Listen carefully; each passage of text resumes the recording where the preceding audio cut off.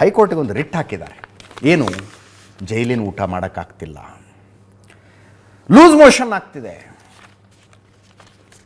ಹೀಗಾಗಿ ದರ್ಶನ್ ಅವರ ವೇಟ್ ತುಂಬ ಲಾಸ್ ಆಗಿಬಿಟ್ಟಿದೆ, ವೇಟ್ ತುಂಬ ಲಾಸ್ ಆಗಿದೆ. ಆದ್ದರಿಂದ ಮನೆ ಊಟ ಮಾಡೋದಕ್ಕೆ ಅವಕಾಶ ಕೊಡಿ ಅಂತ ರಿಟ್ ಅರ್ಜಿ ಹಾಕಿದ್ದಾರೆ, ಹೈಕೋರ್ಟಿಗೆ ಹಾಕಿದ್ದಾರೆ.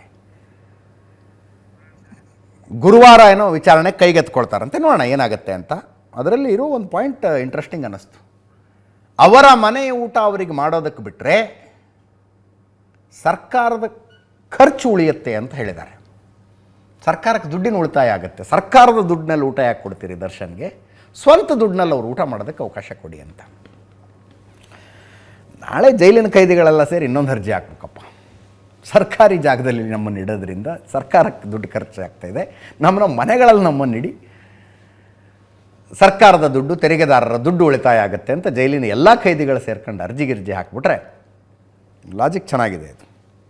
ನೋಡೋಣ, ಗುರುವಾರ ವಿಚಾರಣೆಗೆ ಬರುತ್ತೆ, ಏನಾಗುತ್ತೆ ಅಂತ ಹೇಳ್ತೀವಿ. ಇದಾದ ಮೇಲೆ ಜಾಮೀನು ಅರ್ಜಿ ಹಾಕಿಕೊಳ್ತಾರಂತೆ Darshan. Let us see, will keep you updated ಅಂತ ಹೇಳ್ತಾ ಇವತ್ತಿನ ನ್ಯೂಸ್ ಅವರ್ ಮುಗಿಸ್ತಾ ಇದ್ದೀನಿ. ನೇರ ದಿಟ್ಟ ನಿರಂತರ ಸುದ್ದಿಗಾಗಿ ನೋಡ್ತಾ ಇರಿ ಏಷ್ಯಾನೆಟ್ ಸುವರ್ಣ ನ್ಯೂಸ್.